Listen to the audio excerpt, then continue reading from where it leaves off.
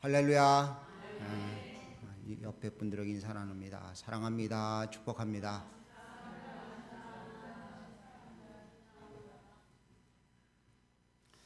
오늘도 복된 날 주 앞에 나온 여러분 모두를 주의 이름으로 축복합니다.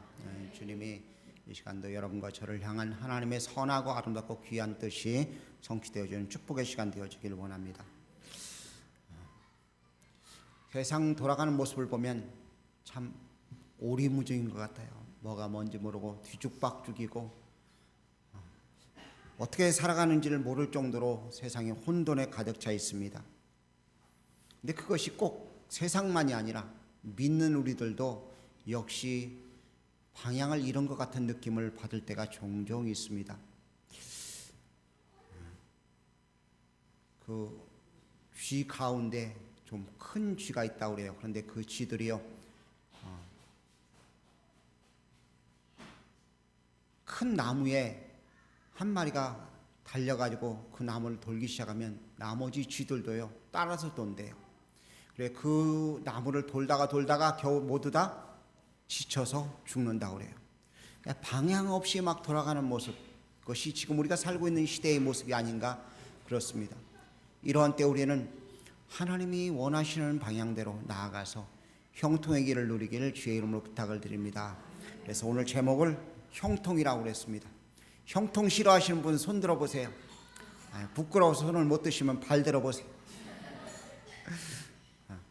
형통 싫어하는 사람은 없습니다. 근데 오늘 본문 말씀을 보면 형통이라는 단어를 쓰기가 좀 애매한 것처럼 보여져요. 그런데 하나님이 원하시는 형통이 무엇인가를 오늘 본문은 우리에게 보여주고 있는 것입니다.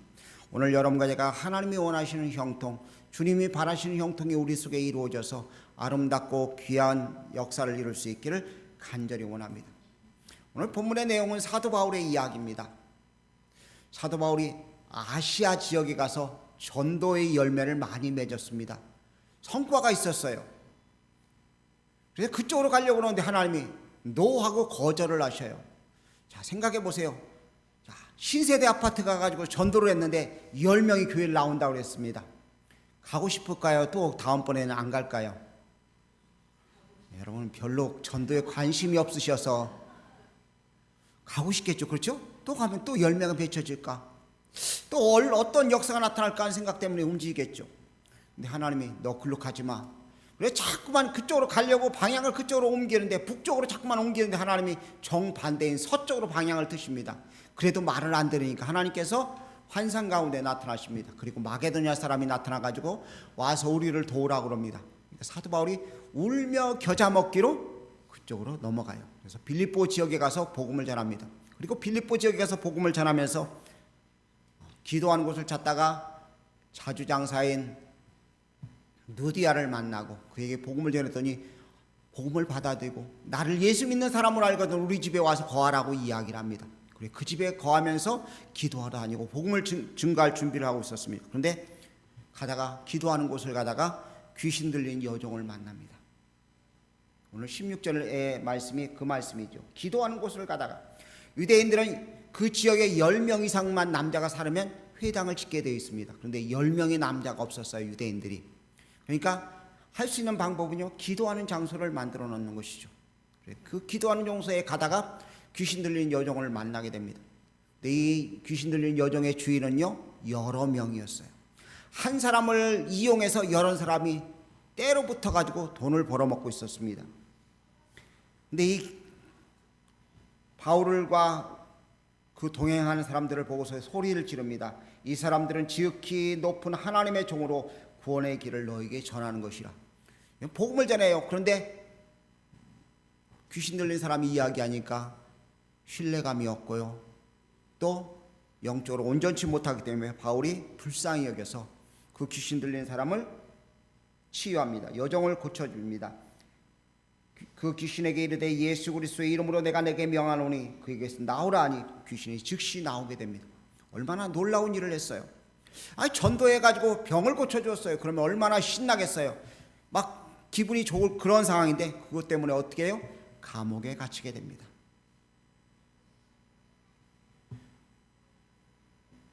그리고 매를 맞고 찾고 채웁니다. 이 매를 맞았다는 원어를 보면은요, 전문가가 때렸다는 의미입니다. 그러니까 우리로 치면 고문 기술자라는 말이 있죠. 들어보지 않으셨어요? 네.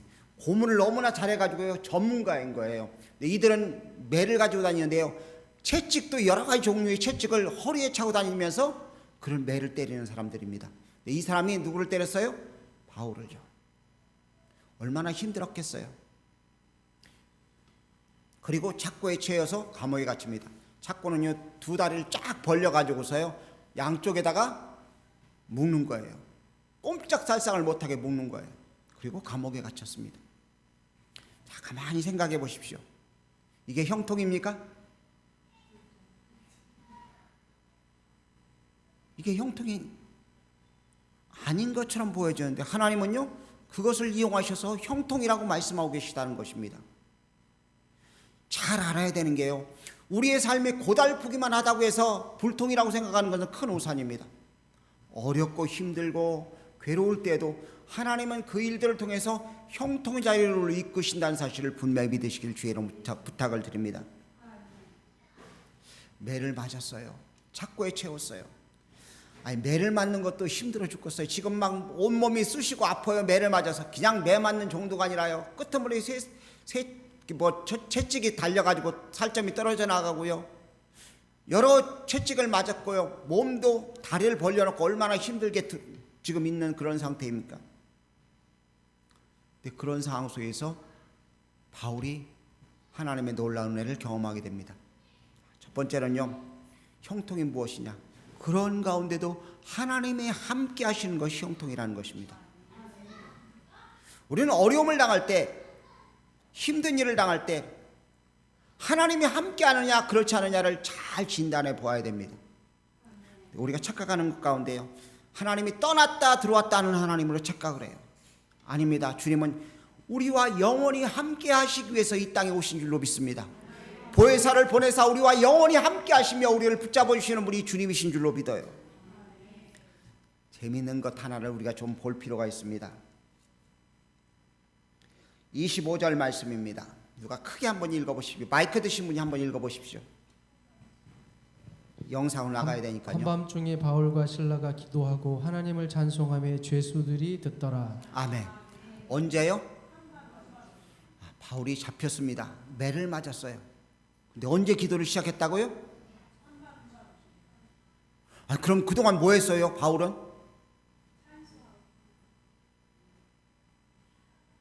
우리가 잘 생각해야 돼요. 바울도 우리와 똑같은 성정을 가진 사람입니다. 바울도 내가 이게 지금 무슨 상황이야? 내가 귀신 쫓아내 줬는데 왜 이렇게 두드러 맞고 내가 감옥에 갇혀야 되지? 그 생각을 품을 수 있어요. 하나님이 나와 함께 하지 않는 거 아닌가? 내가 왜 이렇게 고통을 당해야 되지 하는 그런 생각을 안 품었을까요? 바울은 뭐 특별한 사람이니까 안 품었을라? 아닙니다. 바울도 우리와 똑같아요. 여러분 가만히 생각해 보세요. 어려운 일 당할 때 막 즉시 주여 믿습니다 기도하십니까? 왜 내가 이런 거 당하지? 나 그래도 잘 믿는다고 믿었는데, 나 하나님 잘 섬긴다고 섬겼는데, 내가 11조 생활 잘했는데 왜 경제적으로 어려움을 당하지? 그런 생각이 안 드세요? 여러분 신앙이 너무 좋으셔서 안 드시는가 봐요. 찾아와요. 그렇죠? 왜 이렇게 힘이 들지? 왜 이렇게 어렵지? 그런 생각이 막 머리를 휩쓸고 그 생각을 주관하고 있을 수 있어요. 근데 그 순간 바울에게는 놀라운 은혜가 임했어요. 그래도 여전히 하나님은 나와 함께 계신다는 이 생각이 있기 때문에 그는 자리를 박차는 거예요. 그리고 뭐예요? 기도한 거예요. 우리의 삶을 가만히 보면은요, 절반에서 한쪽으로 조금 기우는 삶을 살아요. 51대 49의 상황에서 모든 것이 결정됩니다. 기도하러 오야 되는데 기도로 오기가 싫어요. 몸이 불편해요. 그럼 어떻게 해요? 안 오죠. 그럼 뭐 한 거예요? 실패한 거예요. 49의 자리에 머무는 거예요. 근데 힘이 들어도 교회 예배하러 나오고요, 기도하러 나오고요, 전도하러 나가고요. 이게 뭐예요? 옮긴 거예요. 51과 49 사이에는 몇 차이가 있나요? 유치원을 실업계 나오셨나? 예? 2예요. 2% 차이밖에 안 돼요. 근데 그것이 우리의 삶을 바꾸는 거예요.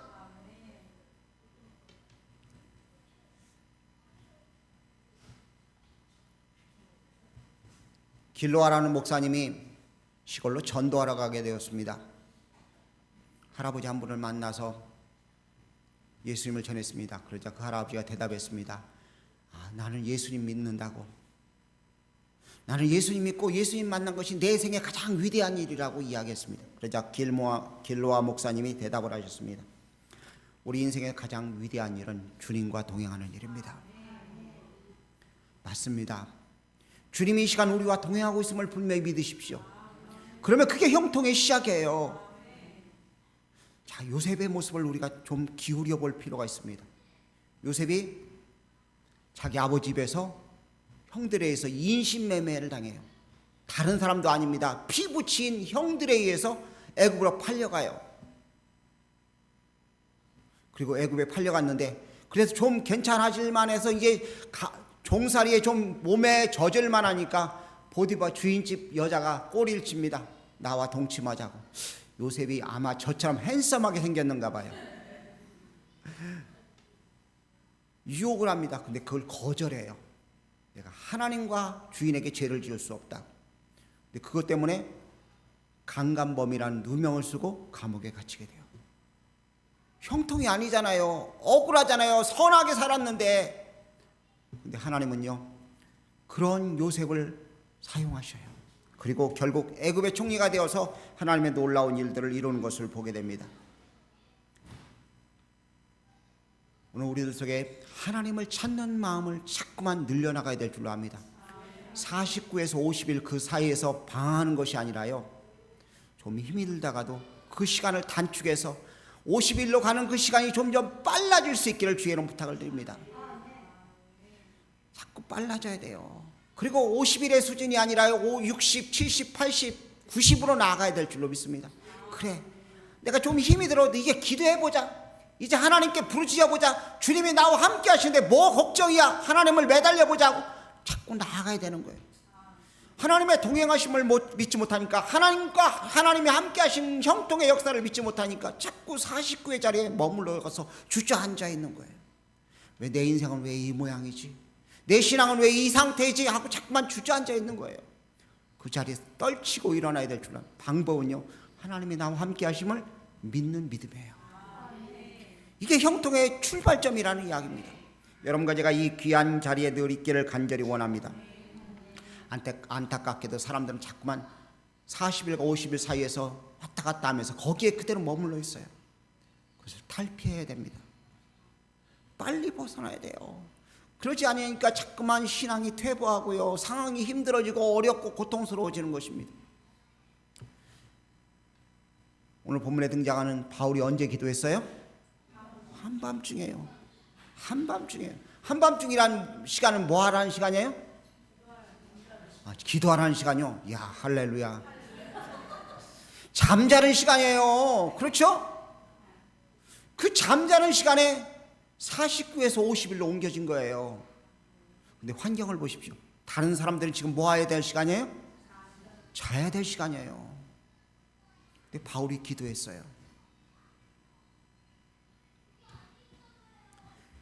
죄수들입니다. 죄수들 틈에 자고 있어요. 그리고 바울은 가장 밑에서, 가장 하층에서, 지금 그 로마 시대의 감옥을 보면 3층으로 되어 있어요. 1층이 있고 지하 1층, 지하 2층으로 되어 있어요, 보통. 근데 바울이 갇힌 곳은 지하 3층, 지하 2층 가장 낮은 곳이에요. 그곳에서 찬송하고 기도합니다. 기도하고 찬송해요. 사람들이 듣습니다. 자야 될 시간에 옆에서 누가 소근소근하고 이야기합니다. 그럼 뭐라고 그래요? 네? 그만 얘기하고 자자 그럴 거예요. 그렇죠? 근데 지금 감옥에 갇혀 있는 사람들은 어떤 사람들이에요? 저처럼 양심이 바르고 고든 사람인가요? 인상이 좀 험악하고 그냥 지금 억울하게 재수 없어가지고 감옥에 갇혔는데 이것들 그냥 놔두면 안 되겠다고 그렇게 악을 품고 있는 그 사람들이니까 당연히 하는 소리가, 야, 시끄러워, 조용히 하고 소리가 나올 수 있어요. 그런데 바울의 기도 소리가 들려지는 그 순간 바울이 찬송하는 그 순간 영적 능력이 그들을 제압한 거예요. 오늘 우리들 속에도 이 영적 능력들이 퍼져나갈 수 있기를 간절히 원합니다. 기도하고 찬송할 때 주변을 정화시키고 주변을 제압할 수 있는 능력이 나타날 수 있는 것입니다. 우리는 자꾸만 상황을 바꾸려고 그래요. 근데 상황을 내가 바꾸려고 하면 안 돼요. 기도의 힘이 그것을 바꾸어지도록 우리가 만들어야 될 줄로 믿습니다. 바울이 한밤중 최악의 상황입니다. 그 상황에서 온몸은 채찍으로 맞고 두 다리는 지금 착고에 채워져 있는 그런 상황에서 주 앞에 기도했을 때 영적인 힘이 그 모든 것을 제압합니다.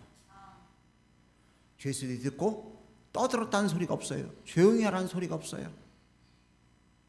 근데 그 기도 소리가 저들의 마음을 움직인 거예요. 우리 교단에 여자 목사님 한 분이 계셔요. 김영민이라는 여자 목사가 있는데 이분은 처음 설교 시작하면서 어메이징 그레이스, 나 같은 죄인 살리신 찬양을 불러요. 그러면 청중들이 은혜가 임해요. 그러면서 말씀을 들어요.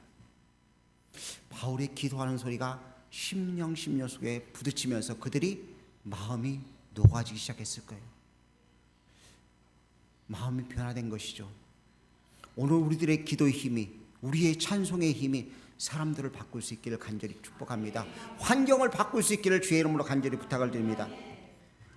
형통의 두 번째는요, 모든 것이 맺히고 묶여있는 것이 풀어지는 것입니다. 하나님께서 요셉을 풀어주셨어요. 자기 힘을 가지고 이야기합니다. 술 맡은 관원자에게 내가 지금 억울하게 감옥에 갇혔는데 나가시거든 나를 좀 억울한 누명을 좀 풀어달라고 이야기합니다. 그러나 세월이 지나갑니다. 1년, 2년이라는 세월이 지나가요. 자기 힘으로 해결하지 못합니다. 그런데 하나님이 풀어주시니까 그를 감옥 가장 밑바닥에 있던 그를 끄집어 올려서 죄수들의 시중들던 초라한 상태에서 애굽의 총리가 되는 역사를 일으킨 것을 보게 됩니다. 하나님이 풀어주셔야 돼요. 하나님이 맺힌 것을 풀어주셔야지만이 역사가 나타난 줄 믿습니다.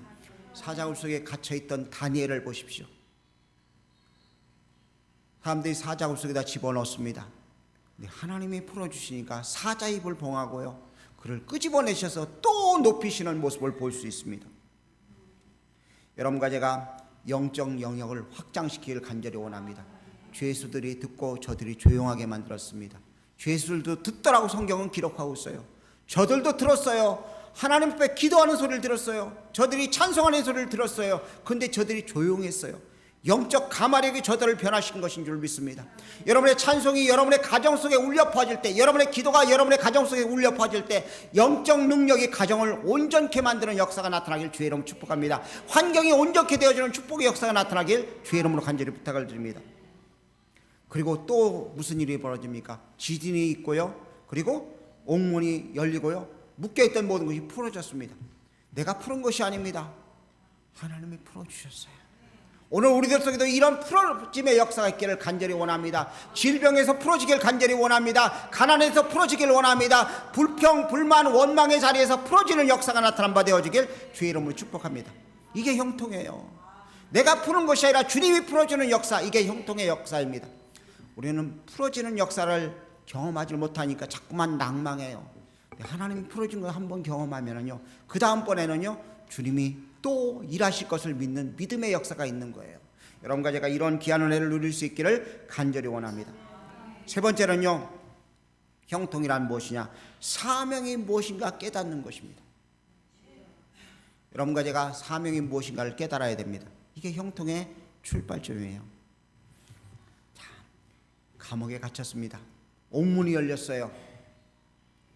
몸에 묶여있는 것이 풀어졌어요. 그럼 뭐 해야 돼요? 나가야죠. 나가야 되는 게 맞습니다.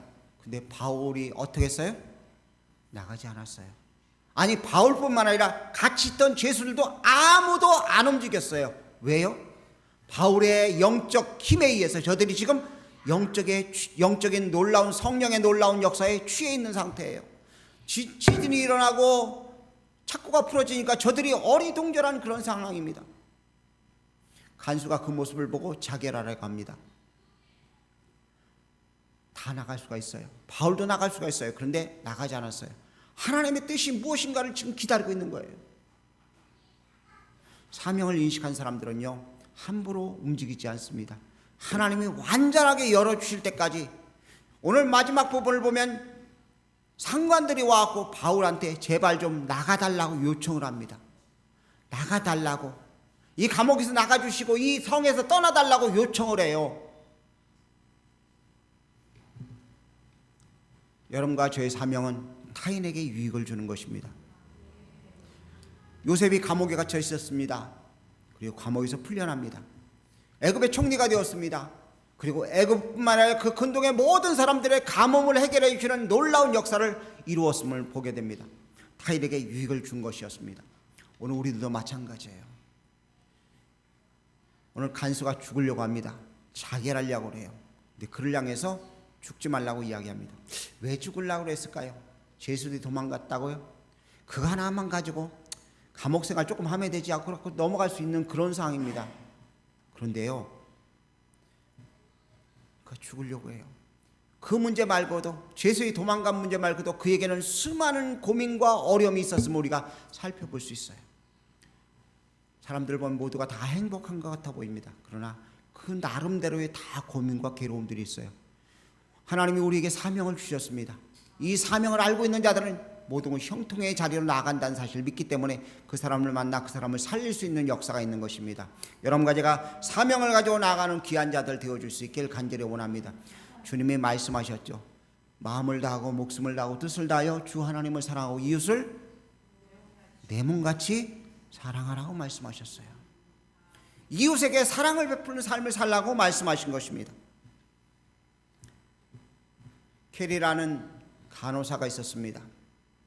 할머니 한 분이 병원에 입원하셨는데 일주일 있자도 아무도 병문안을 안 오는 거예요. 비번이 날은 그 옆에 집에도 가지 않고 그 옆에서 할머니를 보살펴주고 또 밤에 근무가 잠깐 쉬는 틈을 타가지고서 그의 어깨를 주물러주고 말벗을 해드렸습니다. 시간이 지났습니다. 어느 날 그 할머니가 캐리 간호사에게 부탁합니다. 자기 담당 변호사를 좀 불러달라고. 그리고 변호사에게 말하길 캐리에게 자기의 전 재산을 증여해달라고 이야기했습니다. 그리고 그 증여받은 재산을 가지고 캐리 양로원을 세웠다고 합니다. 50여 년 전에 세운 양로원인데 미국서 꽤 유명한 양로원이라고 합니다. 사명이 있어서, 할 일이 있어서 그 밤중에 그 할머니에게 어깨를 주물러주고 말벗해준 그것이 별것 아닌 것 같아 보이지만 놀라운 일을 일으켰던 것처럼, 우리가 하는 행동 자그마한 것들이 별것 아닌 것처럼 보여지지만 그것이 하나님의 놀라운 역사를 이루는 것인 줄 믿습니다. 자, 오늘 본문 말씀을 다시 한번 보겠습니다. 31절, 주 예수를 믿으라. 그리하면 너와 내 집이 구원을 받으리라. 자기 혼자 구원받는 것이 아니었습니다. 온 집안 식구가 함께 다 구원받았어요. 거기에 보면 그가 이렇게 이야기합니다. 33절 말씀을 보니까 간수가 그들을 데려다가 맞은 자리를 씻어주고 자기와 온 가족이 다 침례를 받은 후에, 자기만 그런 것이 아닙니다. 식구들한테 침례 받자고 이야기했다가 한번 가정해 보십시오. 남편이 어느 날 직장에 갔다 오더니 야, 우리 다 예수 믿기로 했으니까 다 침례 받아야 돼. 그러면 뭐라고 할까요? 잘 모르세요? 여러분 말 한마디면 남편이 꾸벅꾸벅 다 따라와요? 아니잖아요. 그렇죠? 이 말은 곧 그의 가족 식구들도 고민과 괴로움이 있고 남편으로 대한 갈등이 많았음을 볼 수 있어요. 근데 남편이 갑자기 와서 변화된 모습으로 온 거예요. 늘 인상을 찌푸리고 늘 집에 오면 폭력을 휘두르고 언어 폭력을 하고 그러던 사람이 갑자기 바뀌어진 거예요. 심령의 변화가 나타나는 모습을 보니까 사람들이, 그 가족 식구들이 주 예수를 믿으라고, 그리고 침례받자 그러니까 다 따라서 했어요. 사명이 있던 바울 한 사람이 그 사명을 인식하고 복음을 증거하니까 그 간수가 구원받고 결국 빌립보 교회가 세워지는 놀라운 역사가 나타났던 것입니다. 우리에겐 사명이 있어요. 이 사명은 곧 하나님의 뜻을 이루는 형통의 자리로 나간다는 사실을 기억하십시오. 바울이 만약 도망갔더라면, 감옥에서 야 풀렸다, 자유의 몸이 됐으니까 얼른 도망가자 하고 36개를 쳤더라면 그 그 가정이 구원받았을까요? 아닙니다. 하나님의 사명을 인식하고 할 일이 무엇인가, 소명이 무엇인가, 내가 할 일이 어떤 것인가를 분명히 인식하고 그때를 기다리고 있던 그에게 하나님께 형통의 길을 허락하신 것임을 볼 수 있습니다. 말씀을 정리합니다.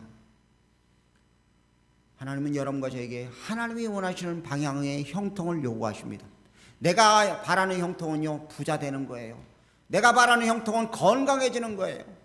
내가 바라는 형통은요, 내 마음대로 다 하고 싶은 대로 다 하는 거예요. 근데 그게 아닙니다. 하나님이 바라는 형통은요, 세 가지예요. 하나님의 함께 하심을 믿을 때 형통이 시작되어집니다. 맺히고 꼬이고 묶인 것이 풀어진 것은 하나님이 하셔야 되는 것입니다. 사명이 무엇인가 깨달을 때 진정한 형통의 자리로 나갈 수 있음을 기억해서 여러분과 제가 형통의 자리에 늘 머무를 수 있는 사람들 되어지길 원합니다. 땅에서 형통하지 마십시오. 그거 조금이에요. 기껏해야 70년이고 강건해야 80이라고 성경은 말씀하고 있어요. 우리 교회는 앞으로 80년 동안 형통할 사람은 아무도 없어요. 무슨 말인지 못 알아듣으세요? 앞으로 80년 더 이상 사실 분 계세요? 80년 더 할 사람이요. 우리 집 사람이 손을 들여다마는데 그러면 160살 산다는 이야기인데.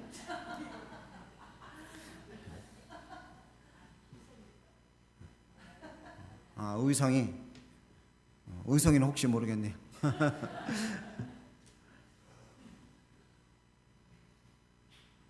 우리의 삶은 땅에 국한되는 것이 아닙니다. 영원한 세계예요. 하나님이 주신 형통을 마음껏 누리고 살 때요, 이 땅에서 형통을 누리는 사람만이 천국 가서도요, 주님 이 땅에서 이렇게 주님이 형통을 누렸습니다 하고 주님 나라에 이르러서도 형통의 기쁨을 함께 누리는 것인 줄 믿어요.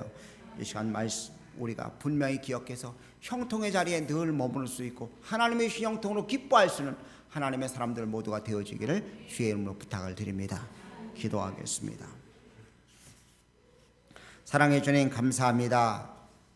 주님이 우리에게 형통을 말씀하셨는데 우리는 땅에 기름진 것만을 요구합니다. 주여 불쌍히 여기시고 하나님이 주시는 주의 큰 복으로 충만하게 채워준 바 되도록 복 내려 주옵소서. 우리의 환경을 가만히 보면 바울처럼 모든 것이 얽히고 설키고 억울한 상태에 누워있을 때도 많음을 압니다. 하지만 하나님이 함께 하시면 주님 이것이 형통으로 바뀌어진 줄 믿습니다.